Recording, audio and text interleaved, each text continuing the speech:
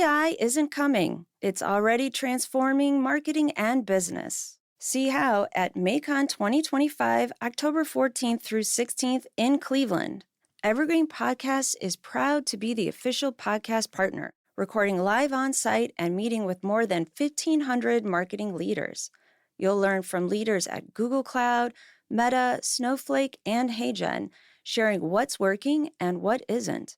Transformation starts here. And with our special code, PODS200, you'll save $200 off your ticket. Join us at the Huntington Convention Center. Register today at macon.ai. That's MAICON.ai.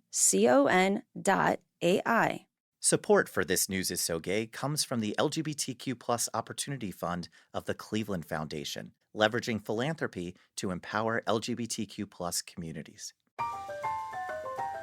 Welcome to This News is So Gay. I'm your host, Ken Schneck, editor of the Buckeye Flame, Ohio's LGBTQ plus newsroom. Thanks so much for joining us. Here's what's coming up on this week's episode.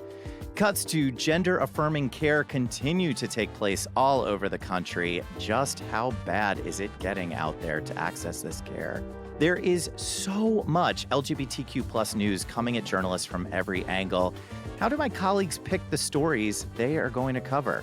And, of course, where is our roundtable finding queer joy in the news lately? Joining us this week to answer those questions and so many more, LGBTQ plus beat reporter at the 19th, an independent nonprofit newsroom reporting at the intersection of gender, politics, policy, and power, Orion Rummler. Orion, welcome back to This News is So Gay. Thank you so much, Ken. It's great to be back. An OG from our very first episode, Orion. I have to imagine that is a resume builder. I agree. I'll take it. Religion and culture reporter at Fresnoland and a core member for Report for America, Gisselle Medina. Gisselle, welcome back as well. Oh my gosh, Ken. Thank you so much for having me again. I really appreciate it. Thrilled to have you back. And joining us for the first time this week, investigative journalist and lead designer at Uncloseted Media, an investigative media company providing you with objective, nonpartisan, rigorous, original journalism that examines America's anti-LGBTQ plus landscape and elevates everyday American heroes. Sam Donndelinger. Sam, it's so great to have you here. Hello, everyone. So happy to be here. I feel like I'm joining the party now. And you are our lead designer, so there's a lot that you can do to influence this party, Sam. I can do a lot. Yes. Any designs you need, I'm here for you. Yes. Oh, I'm taking you up on that. Our LGBTQ plus reporters roundtable is now assembled, so let's dive in. The cuts to gender-affirming care continue to leave families stranded amid growing uncertainty across the country. But it's not just about minors. Here in Ohio, Nationwide Children's Hospital announced they were ending all gender-affirming care, including for those over 18. And indeed, they announced it and have now done so. Orion, a new poll out by the 19th and SurveyMonkey had some pretty eye-opening results with regards to how people feel about the future of gender-affirming care. What did you all see in those numbers? Thank you so much, Ken. We saw that more and more Americans see a future without gender-affirming care in this country. And this is a question we've been asking people in this poll for about 3 years now. So we've seen this unease, this uncertainty increase every year. And I feel like it's pretty self-explanatory, like why this has increased so much with all the federal efforts we've seen by the Trump administration to pressure hospitals in blue states, to subpoena trans patients' private medical records. And another finding that I really thought was interesting in our survey is that we found that half of Americans oppose lawmakers banning gender-affirming care. So they're opposing this political intervention, although only 37% support trans minors accessing the care. So what that means is, like, even though for whatever reason, maybe it's not a lot of education, or they've maybe been on the receiving end of misinformation campaign from Republicans, or they're just not familiar with this care, they're not sure about it. Like, a good number of people that we polled don't want trans youth to access this care. But even then, they still feel uncomfortable with political bans. And I found that to be really interesting, that even people who are uncertain in this area disagree with political intervention. Yeah. Sam, back in March, which I think at this point was about 52 years ago, that's what it feels like right now, you reported on people fleeing to shield states. Talk to us about the folks that you spoke to for that piece and what they were experiencing. Yeah, yeah. Wow, March does feel like a very long time ago.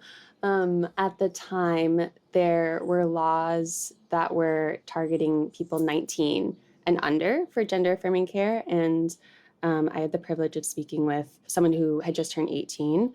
And so her name is Riley Schermerhorn, and she lives in Indiana. And was so excited to be 18 and feel like, okay, now I can get access to the care that I need. Like I don't need my parents' permission. And then she started hearing that, okay, people now 19 and under are going to start getting restrictions in place in her state in Indiana. And she saw that Chicago was one of the shield cities that was continuing to offer gender affirming care and really just vowing to keep fighting for it. And so she decided, okay, I have to get to Chicago somehow. And we talked to a lot of folks who were in, surrounding states and just felt like Chicago was a really safe place to be. What was really heartbreaking about reporting this story was the folks who didn't have the financial means to get to Chicago or the resources, or who maybe were under 18 and needed their parents' permission to move.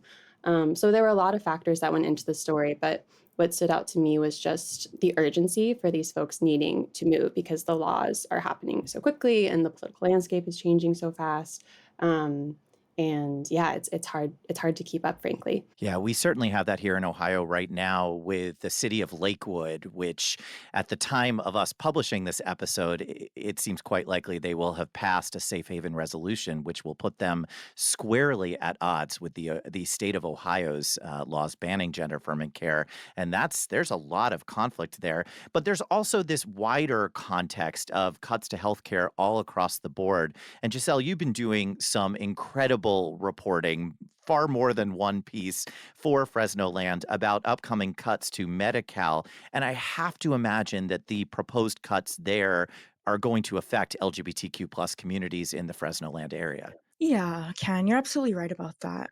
My recent story really dove into just how, like, a majority of what's changing from Medi-Cal would impact immigrant communities, and it's really just limiting who would even qualify for Medi-Cal in the first place. But I did speak to one of my sources, who actually is a doctor who helped create our first ever, like, all-inclusive medical clinic here in Fresno, that actually opened this year.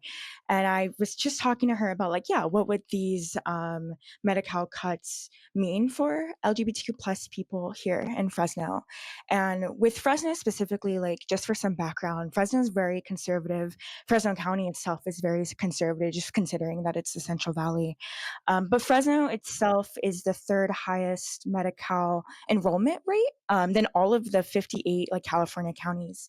And she said that a majority of LGBTQ plus people here, who we have a big population here, are actually under Medi-Cal, and there's quite a few different things that she's concerned about. One includes how, like, a lot of people's medical plans are HMOs, and so they need like a referral from their primary care, which then kind of further complicates things and delays care. And she thinks that, considering that there's these national efforts that are happening, that'll just become more complicated. And then another thing that she talked about was, like, considering that California is a sanctuary state. A lot of people who I've talked to within the LGBTQ plus community here, a lot of people actually move from redder states, and then they tend to come to specifically Fresno or just Fresno County itself because they think that there are more resources here. Considering that, like, if you're thinking about Los Angeles or the Bay Area, there's a lot of resources there, but I feel like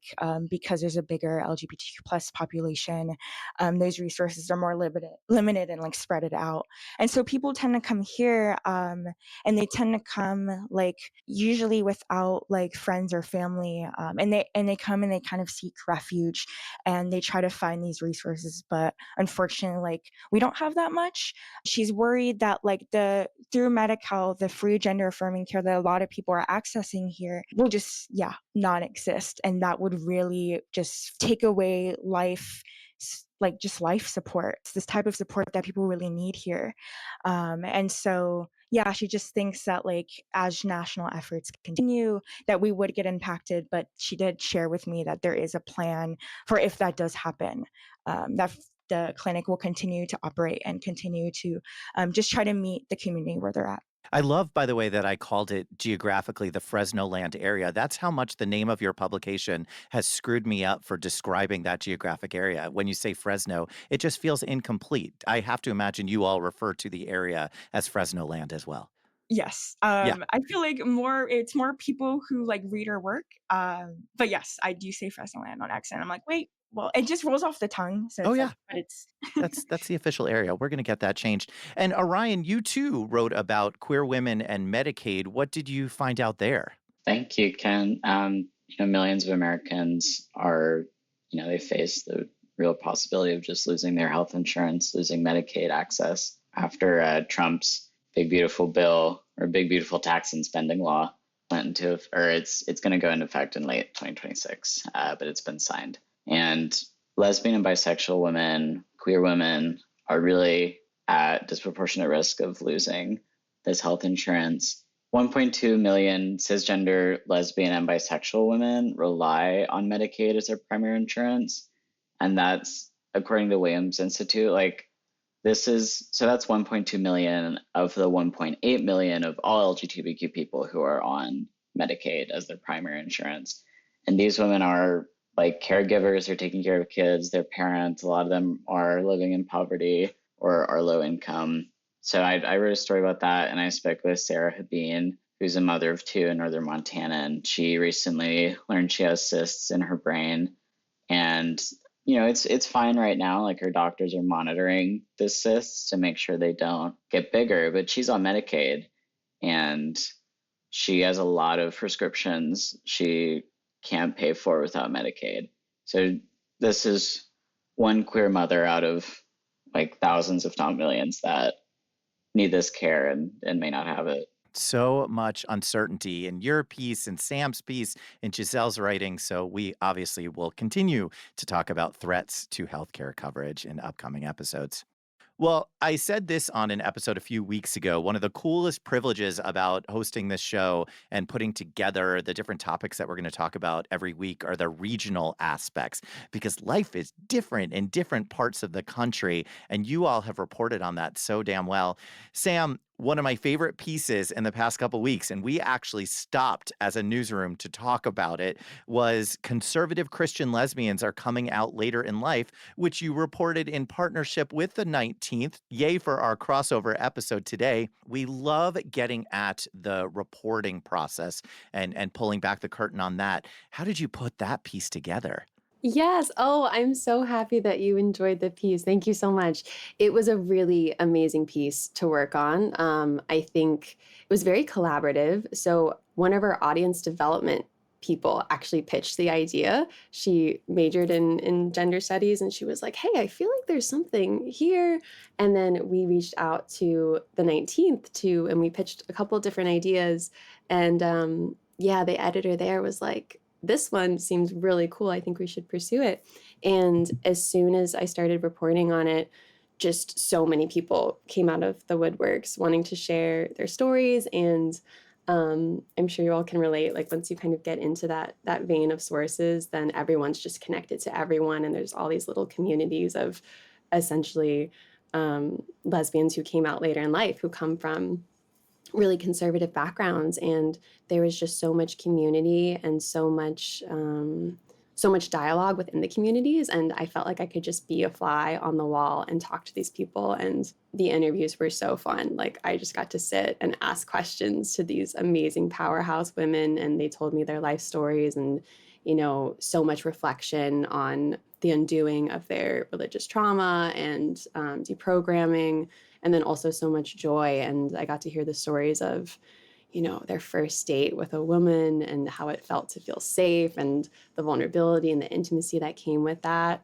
Yeah, and I grew up, I wasn't raised conservative, but I was in a very small town in Maryland, and I was homeschooled, and so I didn't have a lot of representation of queer women. And so I really resonated with like you kind of have these feelings inside, but you don't really know what they mean. And then suddenly you meet someone and you're like, oh my God, like you're living your life as a queer person. This is amazing. And then that little spark of connection and you resonate with it, it can really grow into, into something beautiful. And so these women just had some really powerful stories to share. And I'm so happy that we got to do it with the 19th. It was such an honor to work with them. And it struck me in reading it, there really was a regional aspect to that story, that their geography very much did affect their coming out process. Yeah, definitely. I mean, the people I spoke with, they were from Ohio, Virginia, Arkansas, really, really small, isolated towns. And for instance, it wasn't until Addie Sackler moved to California and joined a progressive church and saw that, she could be accepted as a gay woman, that she started to feel safe enough to explore her identity. Same with Angela Thompson. It wasn't until she started working at a company in the city where she had exposure to other identities. And she told me the story of a coworker like flirting with her, and she was like, "What's going on? This is crazy. I didn't know you could do that." But then she saw it sort of modeled, that like this person is a queer woman and she's okay and she's living her life. And so I think the regional aspect comes from like the isolation aspect, like if you're only around a certain type of person and you don't see your identity reflected, like how can you even begin to explore what that looks like for you? Gisselle, I read with a little bit of surprise that Fresno's Pride is the third largest parade and festival in California behind San Francisco and Los Angeles. I thought it would be much further back for that area. And so that was fun to read. But it sounds like in reading your wonderful reporting that it's a much different pride than San Francisco and Los Angeles. Yeah, it's interesting.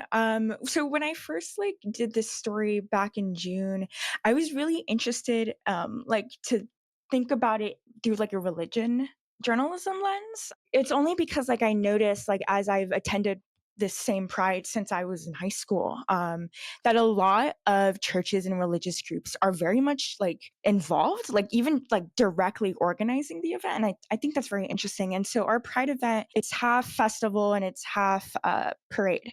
And so I got to talk to one of the executive directors of the organization who does put on this pride event every year. And he shared with me that the founder of the organization actually originally had the pride event happen the 1st of June of the Sunday. And then that changed when a bunch of like local faith leaders were like, hey, we want to be involved in this, but like we don't want to miss mass. And like it just conflicts with that. And they didn't necessarily like ask for any changes. And then the founder was like, oh, that makes sense. Like, let's just change it to Saturday. And now like Pride's on a Saturday. And like this year specifically, they celebrated their 35th annual event here. And over like 15 different congregations across denominations were very much involved. And that included people like, yeah, in the parade and in the festival and like just organizing both. I feel like that's one big difference with Fresno Pride compared to like the Bay Area and Los Angeles. But I think another big difference that I've noticed is that I feel like here in Fresno, we don't have that many dedicated, like family-friendly LGBTQ plus spaces here. Like we have organizations that do fantastic work, but I feel like it's a little different than like having actual dedicated spaces. And I feel like this Pride event here was the first family friendly like space, and it's something that I can speak to my own experience. When I was like 15, it was something that helped me discover that, oh, there are people here that are like me, and there are resources here available for people like me. And it's just such a beautiful and fun experience to see that, like, within the festival itself, for example, like there is dedicated space for children to just exist and to be able to like play games and to have coloring pages and to just be very, very involved within our Pride event here. And so it's really amazing. And I feel like those are like the main two differences compared to other places. Yeah. I want to go to Fresno Pride. Sam, if you could pick up Orion and I and take us to Fresno Pride, although I think it's Orion who would be driving all the way west and would pick us up. But we'll figure it out. We're going together. And Gisselle, if you could get the guest rooms ready for us, that would be Of course. wonderful. You're Okay. more than welcome to stay. Absolutely. From one side of the country to the other, Orion, until I read your recent piece, What It's Like Raising Trans Kids in Trump's Backyard, I kind of forgot that there are actually people living in the DC area. What's it like for LGBTQ families living in that geographic region? Oh, yeah. So DC has a long history of being one of the gayest places to live in the country. And I've been living in the DMV area since 2018 at this point. So I'm familiar with that firsthand. But there's so many trans people here, so many queer people here. The DC area is a small area, but we have almost 24 gay and queer bars. But anyway, for families of trans youth who live here, they are dealing with the same like nightmare scenarios that trans families are dealing with across the country. Like they're being kept up at night by the same questions of like, what if the Justice Department subpoenas my child's medical records? What if the school system changes? Like, what if gender-affirming care isn't there anymore? Like they're worried about the same things. But parents of trans youth in DC have extra fears and concerns because DC is very vulnerable to whatever the president feels like doing in the city, to be frank. And Republicans in Congress have reinvigorated efforts to take away DC's right to govern itself in a lot of ways, which is, Republicans have pitched this kind of thing before, but it's reached a new fever pitch under Trump, who has made it clear that he wants to reshape the city in his own image by getting involved with the Kennedy Center and what's in the Smithsonian's and even culturally, not just politically, he wants to shape the city as he wants to shape it. So parents of trans kids in DC are watching anti-trans rhetoric from the administration just increase and increase, and they're thinking to themselves, there's maybe no place easier for the administration to enact that rhetoric than DC, where the mayor only has so much power. There's no representation in Congress for DC. The people who live here, and there are a lot of people who live here who don't work in politics, who just have family ties to the area, who are just kind of at the whim of who's sitting in the White House. And that's what these parents of trans kids here in the DMV are dealing with. Okay. I'm way more sold on Fresno right now than I am on DC, if we're being honest. So we're going to work on that. So we actually got a really cool question submitted to editor@thebuckeyeflame.com. That's how you can write to us, from a listener asking, how are LGBTQ plus reporters even choosing where to put their focus?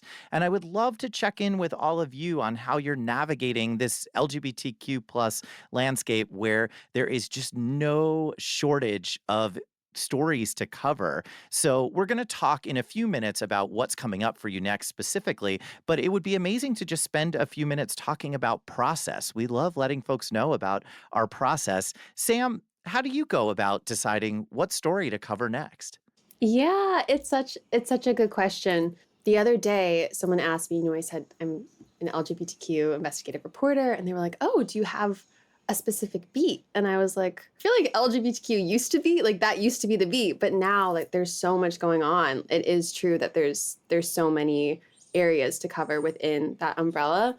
For us at Uncloseted, we're a pretty small team. We are pretty small, and so we have to really balance how to do long form investigations as well as staying on top of the news.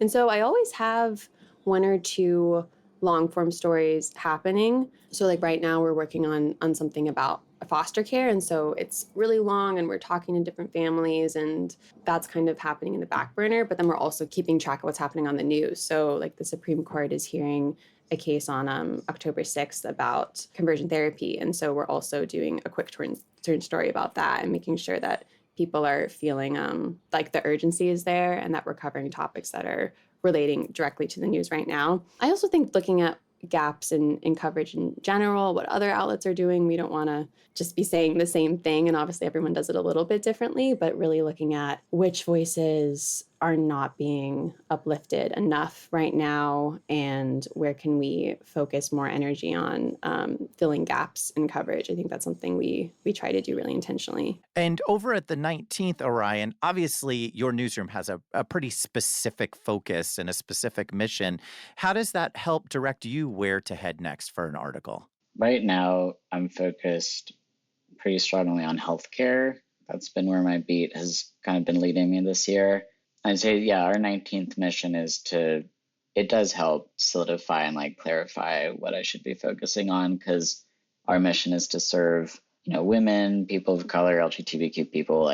So it's helpful for me as an LGBTQ beat reporter that part of our mission is serving the audience I'm reporting about. But for myself, kind of to Sam's point, there's so much, like every beat to me intersects with LGBTQ news right now. So I feel like we all just have to pick something and run with it. And I'm trying to run with healthcare coverage because I feel like the ways that the administration is decimating healthcare for everyone, especially LGBTQ people, is just going to have a lot of long-term consequences. And Gisselle, your beat is more broad than LGBTQ plus issues. How do you choose when to write an LGBTQ plus story? Yeah, I'm totally going to echo what everyone's been saying here. For me, it's like a mix of inhaling national LGBTQ plus news stories and just listening to what my community is sharing with me. Fresno, we have over half a million people who live here. And to me, it's like we don't have a dedicated LGBTQ plus reporter in the city. And to my knowledge, we don't have a dedicated LGBTQ plus reporter in the Central Valley. And so back in November, when the news cycle was very dominated by stories about like LGBTQ plus and immigration threats, two topics that are very deeply intertwined with my identities, I started just reaching out to people and just hearing from friends of friends about just what's happening here. And it gradually turned into a question of like, how can I use my platform to answer people's, including my own, questions and to address like a substantial news gap that I'm seeing here in the Central Valley. And at the same time, it's kind of difficult because I am a religion and culture reporter technically, but I feel this constant pressure on just myself to single-handedly like fill these gaps. And so, yeah, for me, it really depends on a bunch of factors. But I try to, report about LGBTQ plus communities as much as I possibly can. I feel pretty confident a lot more LGBTQ content coming from all three of you. And it would have to be because Sam and Orion, you would be out of a job. So you should keep doing that. I'm really invested in your employment. Again, folks, you are listening to This News is So Gay. I'm your host, Ken Schneck from the Buckeye Flame.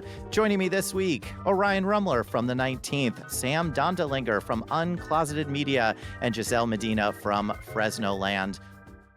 Well, I would love to bounce around really quickly to get at some pieces that may not have a narrative thread that connects all of them, but they're definitely pieces I want folks to know about. Gisselle, you wrote a piece about taco trucks that I forwarded to so many people because I thought there were some real lessons of resilience that you amplified there. Tell us about those food truck owners. Yeah, so I wrote this story recently, and it just kind of explained how a bunch of food vendors are just fearful and they're like forced to change their daily routines because of this uptick in immigration enforcement presence here in Fresno. And for some vendors who are already operating on like really razor thin margins are wondering how they'll make rent or pay for rising bills, like as food prices continue to climb and the White House tariffs beginning to sink in. And because of this result of an uptick in immigration enforcement presence, that's left just fewer people and customers just even coming to food vendors and purchasing food. And it's just growing harder every single day for vendors to survive. And so, a piece of resiliency that I saw when I was reporting this story is that many organizations, whether they're really involved in food vendors' lives or not, are actually creating spaces and hosting like just more events that bring food vendors and community members together. And I've been finding that really beautiful to see. It's just places where like maybe the organizations who are helping host, they have resources and there's games and there's music. And then on the vendor side, obviously they're there to have their presence known. And I just feel like that's been all up here in Tower District, which is our LGBTQ plus neighborhood here, and even downtown. Like I've just been seeing a lot of these types of events happening just more frequently this year, surprisingly, considering that there is still fear. And I just find that really beautiful. Such a great piece. Such a great piece. Thank you. Sam, gay boys and sex trafficking, there's absolutely no way that we are talking about this enough, right? You wrote an extraordinary piece on this. Oh, thank you so much, Ken. Yeah, it was a hard piece to write, and it came up because I wanted to do a piece about actually male sex workers and pride. And that was it was going to be a lighthearted, fun piece. And then we started reporting, and I was like, I think there's something deeper here that's not being talked about. And it was really hard to find sources, especially people who wanted to speak on record for this story. So I'm so grateful to the folks that did. Yeah, and the interviews were just heartbreaking, like so much trauma, so much lack of resource, and so much lack of space to share stories and ask for help. And that's what I think was really heartbreaking. Like, it's always hard to hear when something traumatic has happened to someone and someone has hurt someone else. But then when you hear about the trauma that happened after the fact, because they couldn't get help, because they didn't know where to go, because no one checked on them, yeah, it was tough to write. But we've received a lot of great feedback, and also folks kind of feeling seen by the story, which is really moving and kind of why, we do the work. So hopefully that narrative is shifting a little bit. We can start talking about it more. More reporting to do. Orion, a bit of a tense moment on our episode 2 weeks ago when I accused your colleague, Kate Sossin, of being a really big reader. And Kate immediately rebelled against that, took me to task, and said, I don't understand why you're mistaking me for someone who reads all of these books. And we got into it. It was ugly, Orion. We're still recovering from it. If there's a way that you can smooth things over, please work on that offline. But you wrote a piece earlier this year about 21 books out there to bring trans visibility into our lives. Give us one that we should definitely read. And also, again, please smooth things over with Kate. I'm so grateful for this question because book recommendations is one of my love languages. My average a year is like 30 books, but one of our colleagues, Jasmine, she actually reads 100 books a year. So she's like operating on another level. But yeah, of all the books I recommend in that story, I would really recommend to everyone and anyone Falling Back in Love with Being Human by Kai Cheng Tom. This is a book I read when I was just in a really dark place, which, to be honest, like we all have moments in that place right now as we're dealing with this news cycle, as we're like writing it or reading it, absorbing it. And this is a book that's Kai's writing letters to different people in her life, like writing letters to people who've wronged her, like people she loves, people she's lost, and just the way this book explores what it says on the title, like falling back in love with being human, and like falling in love with the people around us, even if they wish us the worst. And it's a short book as well. It's very short, and it's so worth it. We're going to do a new weekly segment, Orion's book recommendations. I love that that's your love language. Give us the name of the book one more time. Yeah, so it's Falling Back in Love with Being Human by Kai Cheng Tom. Amazing. That's this week's recommendation. Tune in next week. I don't know that there's going to be another one, but we're going to do it. We're going to do it at some point. Well, it is time, folks. It is time for Glitter Bomb. This is where our roundtable shares stories of queer joy that they are seeing out there in the world. I absolutely love that this has become a favorite segment for our listeners. So let's set off a glitter bomb and find out where queer joy is right now for our panel. Gisselle, let's start with you. Where are you seeing queer joy in the news that you want to amplify? So I'll keep this super short, unfortunately, but I actually just came back from a restful, like, mental health week off work. Like, I have just been completely unplugged, haven't been paying attention to the news. I turned off my social media, I turned off my phone. And so I am definitely going to make some mental notes about like other people's answers here. But I did see a headline from them about how the actor of Miss Honey from the Matilda movie is like a gay icon. And I'm looking forward to reminiscing about the movie in general because I loved it as a kid. And so, yeah, just I'm looking for recommendations. I love it. Orion Rummler, where are you seeing queer joy out there in the news? Here in DC, like I mentioned, a lot of gay and trans people live here. And something that's been really encouraging to me is seeing the ways that queer and trans people in DC are finding joy right now. And one of those ways that I really recommend for anyone who lives in the DMV area is the DC bike party. And it's not like a LGBTQ event, but I saw a lot of queers out there, and it's DC Bike Party is a monthly ride around DC where you just show up with a bike or a skateboard or roller skates, and you all skate around in a herd through the city and like take over intersections and like stop traffic and like roam around the city. And you end up in a park and they throw a rave, and it was a lot of fun, and they blast music. So those are the kinds of things going on in DC that you don't see in the news, which is a big gay bike party.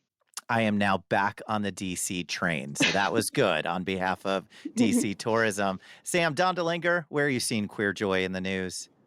Yes, I think right now I'm finding a lot of joy in music. I love that we are at a point in society where I can be like listening to a woman singing about the love of her life, and then, oh, you find out it's about another woman. I'm like, oh my gosh, I love that. Like, yeah, it makes me so happy to hear queerness bleed through in music. And I just think it's such a good way to connect to community. The other thing I was really excited to see in the news, I did a piece about gay and women-owned bookstores around the country.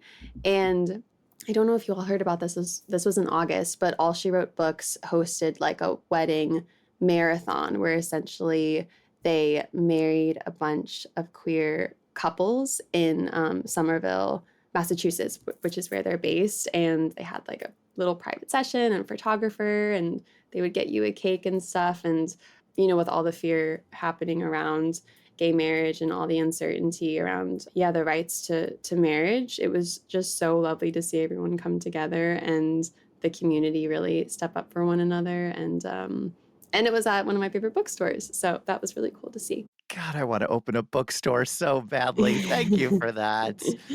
And finally, congratulations to Vivian Wilson on her New York City Fashion Week debut. The estranged daughter of Elon Musk walked 4 different runways, including the first ever show for Habana, helmed by a queer Filipino designer. So for our quick queer question this week, Orion, we're going to start with you. What is your favorite all-time LGBTQ plus fashion moment? It would have to be when Lady Gaga was the egg for the 2011 Grammys, and she told British Vogue that she was in the egg for 3 days before the Grammys.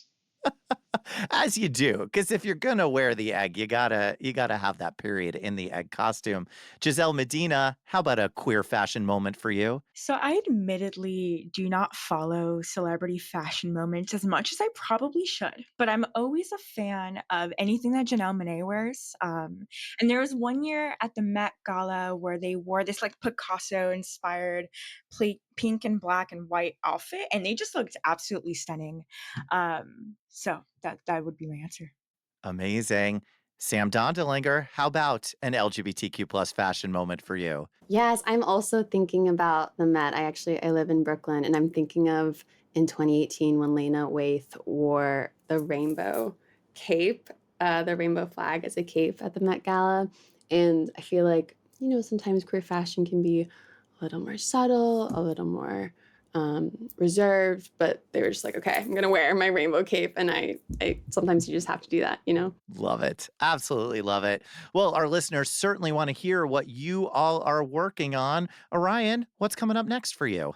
So I'm working on a couple different stories right now. I think a fun story to watch out for is that I'm working with my colleague Candace at the 19th about how DC's gay bars are withstanding federal occupation, meaning National Guard troops and ICE deployment through the city. And we're also just going to explore like what a night out means in DC right now.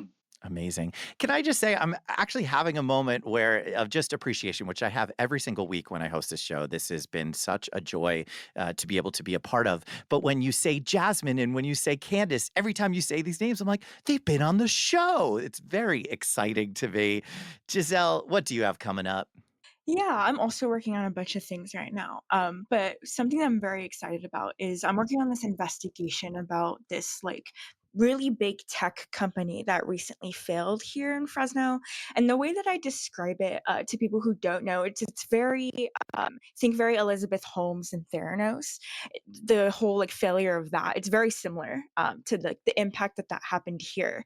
And I specifically want to focus on the impact of the large LGBTQ plus population of workers in its aftermath, particularly because of the work culture that this tech startup had. And previous reporting on the topic always just focuses on the collapse of it itself, but it doesn't focus on the social impact. And so I'm really looking forward to diving into that. Amazing. That will be amazing to read. Sam, what are you cooking up? Yes, I'm working on a deep dive into polyamory right now, which is really fun. We just interviewed Jessica Fern, who wrote the book Polysecure, which works with attachment style and polyamory and how to navigate conversations and how to navigate the world of polyamory. Within that conversation, we talked a little bit about legality and protections, and there are not a lot of protections in place for polyamorous couples. So in most states, you can be fired if you have more than one partner and your boss finds out and doesn't like it.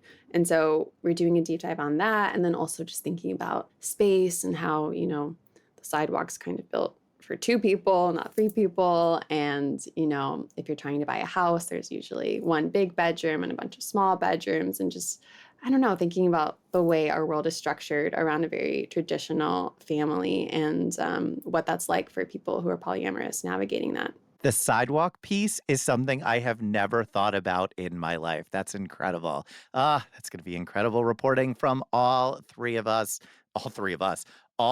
you.